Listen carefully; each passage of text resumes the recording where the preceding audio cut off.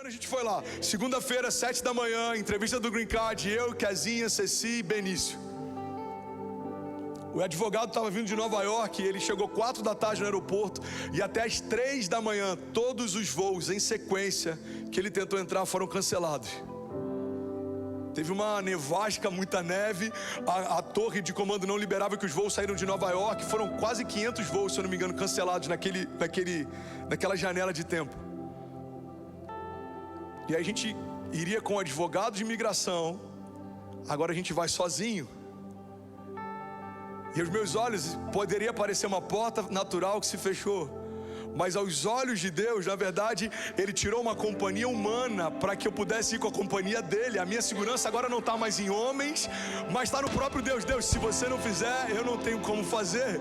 O meu advogado não pôde entrar, irmão. Ele não foi permitido, seja pelo tempo ou pelo próprio Deus, para que a gente pudesse ter uma nova experiência de dependência de Deus. Todas as vezes que Deus quer te levar para um lugar de maior dependência, Ele vai retirar as suas bases de segurança. Mas isso não é porque Ele não te ama, é muito pelo contrário, Ele te ama tanto que Ele quer te mostrar o quanto você pode descansar naquilo que só Ele pode fazer. A dependência não acontece em tempos em que está tudo favorável. A dependência só se revela numa nova medida em tempos em que nada natural pode mais acontecer. Alguns confiam em carros, outros confiam em cavalos, mas nós confiamos no Deus da nossa salvação.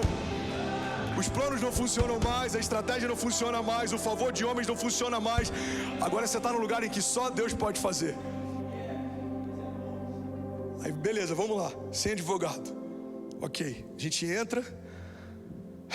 E aí quando a gente chega na porta, eu perguntei, posso levar o tradutor? Não, o tradutor fica do lado de fora. Se você quiser, pede para o officer, e se ele liberar, ele pode ligar aqui para a portaria e mandar o tradutor entrar. Então, na situação que eu estou agora, tá eu e a minha família, e eu não tenho mais advogado e nem tradutor. E é interessante porque a primeira chave que eu quero compartilhar com você é que alianças liberam acesso. Você pode declarar isso em nome de Jesus? Diga, alianças liberam acesso. Compartilhei com o staff, compartilhei com alguns amigos, compartilhei com alguns intercessores. E teve uma pessoa especial que eu quero compartilhar sobre uma chave que eu vivi com ela, que foi tão incrível, o cuidado de Deus. Eu tenho uma amiga que faz parte da liderança da Supernatural School da Bethel, se chama Paula. E a gente estava se falando um pouco antes, ela falou, amigo, me fala o horário exato que você vai estar entrando, porque eu vou acordar na madrugada. Lá na Califórnia são 3 horas antes do que o nosso horário. Então era 7 da manhã aqui, ela acordou às 4 da manhã de lá, para batalhar junto com a gente. E eu lembro como se fosse hoje, na madrugada, ela falou, amigo, o que você quer que aconteça? Se você pudesse definir como que você queria que acontecesse, para eu poder orar especificamente.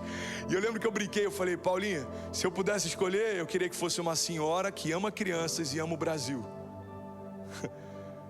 Ela falou, tá bom, mais alguma coisa? Aí eu brinquei, eu falei, não, eu queria que ela fizesse só 3 perguntas. Qual é o modelo do meu carro, qual é a minha comida favorita e qual é o meu time no Brasil?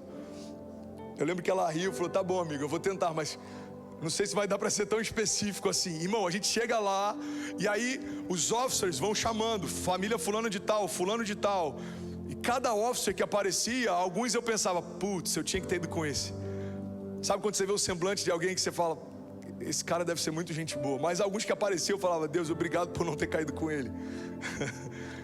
Até que chega a nossa. É uma senhora que vem na porta, chama meu nome. Aí eu falo com a Kezinha assim, vamos amor, tá chamando a gente. Aí o Benício vai andando com um biscoitinho na mão. Eu tô falando exatamente o que aconteceu.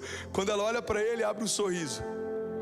Eu falei, obrigado Jesus, essa entrevista já foi preparada. É exatamente aquilo que a gente orou para que fosse. Aí quando eu chego na porta, eu falei para ela, eu não falo inglês muito bem, eu preciso de tradução, o tradutor tá lá fora. Ela falou, você tá falando super bem. Eu falei, não, mas para entrevista. Ela falou, você fala português? Eu falei, fala.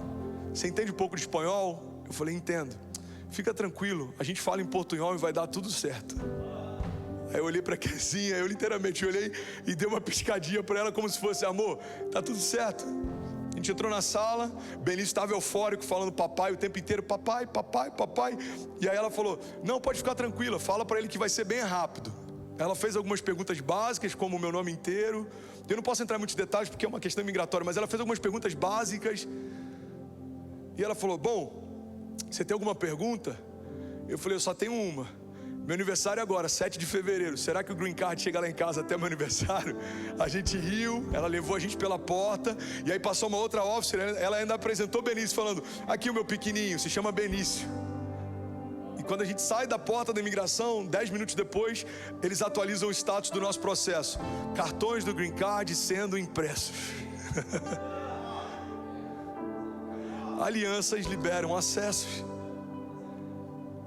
Alianças liberam acessos. Sabe outra coisa que eu aprendi com Deus nesse momento? Na noite anterior eu falei com Kezinha: amor, o Benício não precisa ir. O Benício, ele nasceu aqui e ele é americano, ele não precisa estar na entrevista. Mas eu sinto que a gente precisa levar o Benício. Eu acho que Deus vai usar ele através de favor. Ela falou: tá bom, amor. Botou a melhor roupa nele e a gente foi com o nosso americanozinho. E é interessante, irmão, porque o favor que Benício carrega, eu tenho certeza que mudou a atmosfera e o ambiente daquele lugar. Ela foi super carinhosa com Ceci, porque ela deve gostar de criança, mas ela foi hiper carinhosa com Benício, porque talvez ela ame bebê. E ali Deus me deu uma outra chave. Eu vou pregar bem rápido hoje, mas eu quero que você guarde, anote cada uma delas e medite essa semana. Alianças liberam acessos, e o favor de Deus libera acesso. Quando a gente carrega o favor de Deus, as portas se abrem diante de nós. Então não só carregue favor, como caminhe com quem carrega favor. Não só carregue favor, como caminhe com quem carrega favor. O Benício, cheio do favor de Deus, com legalidade nessa nação, porque ele pode governar nela, faz parte dela, foi gerado nela, liberou portas de acesso pra gente. Irmão, guarda isso em nome de Jesus. O favor de Deus libera acesso. Você pode celebrar isso em nome de Jesus? Agora o problema, irmão, é que alianças liberam acesso, o favor libera acesso, chaves liberam acesso, o sangue de Jesus libera acesso. Mas tem muita gente tentando comprar acesso. Isso é muito forte. Tem muita gente tentando comprar acesso. Talvez você que está me ouvindo, tem milagres que você ainda não está vivendo e você acha que você está fazendo tudo certo. Mas a questão que pesa para Deus não é o que eu faço, é a motivação com que eu faço. Tem gente fazendo a coisa certa com a motivação errada. Pastor, é possível fazer a coisa certa com a motivação errada? É. Tem gente que está ofertando com generosidade, porque na verdade depois quer cobrar de Deus milagres financeiros. Tem gente que está servindo não com uma consciência do que Deus já fez por mim e eu preciso retribuir. Não, é com uma consciência de: eu estou te servindo, você precisa me favorecer. Irmão, o problema da gente tentar comprar acesso é quando a gente faz algo tão pequeno para Deus e acha que Deus está devendo alguma coisa para a gente. Você quer viver portas abertas, você tem que ter a consciência de que tudo que você vai viver com Deus é por favor e graça. Você não merecia, você não podia, você não sabia, você não tinha. Deus favoreceu você, Deus abençoou você, Deus viu graça em você, Deus conectou as pessoas certas com você, Deus, ele te colocou no lugar que você não poderia estar, Deus te deu acesso a lugares que você não poderia ir, Deus te colocou em ambientes que você não poderia entrar. Isso é favor e graça. E quem tem essa consciência é normal, você vai ver portas se abrindo. E sabe o que é louco? Quanto maior é a minha consciência disso, maior é o número de portas que se abrem. E quanto maior a consciência que eu tenho, maior é o número de portas que se abrem. Eu entro no ciclo em que quanto mais humilde o meu coração é, e quanto mais eu entendo que eu não poderia viver o que eu estou vivendo, mais Deus tem alegria em me colocar em lugares que eu não poderia estar, e me dar coisas que eu não poderia ter.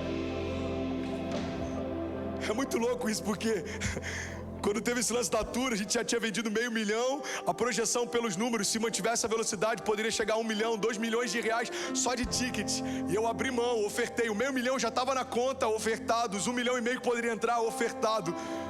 E aí eu chego na estaca zero. E essa semana, alguém que me segue lá de Roraima, se eu não me engano, enviou uma oferta de 50 mil. Falou: pastor, para te ajudar com a cruzada. E essa semana eu tive um entendimento. E cara, isso... caminhar com Deus, irmão, você tem que fazer coisas que não fazem sentido para homens. Pastor, você vai falar de oferta, você vai falar do que você fez, mas isso quebra um princípio. A palavra diz que quando a gente vai dar uma esmola para alguém, a nossa mão não deve saber o que a outra fez. Pois é, esse princípio é para esmola, não é para oferta. Sua oferta pode edificar outros a ofertarem, a sua entrega pode edificar outros a se entregarem. Aquilo que você está fazendo para Deus e com Deus pode inspirar outros a fazerem também. Você está comigo? Eu falei, quer saber? Voltei a estaca zero. Deus moveu um homem para ofertar 50 mil. Eu vou ofertar os 50 mil. A primeira parte da minha colheita eu vou lançar de novo como semente. Porque às vezes a gente lança as sementes e quando vem a colheita a gente fala, bom, eu fiz por merecer, agora é tudo meu. Não. A colheita também é um favor. Você ter algo para semear é um favor. Você ter algo para colher é favor. Eu lembrei de uma frase, irmão, ela explodiu no meu coração essa semana. Eu não lembro se é do Bill Johnson. Ele diz que Deus sempre vai nos dar mais para entregarmos mais para Ele. Esse é o princípio da mordomia.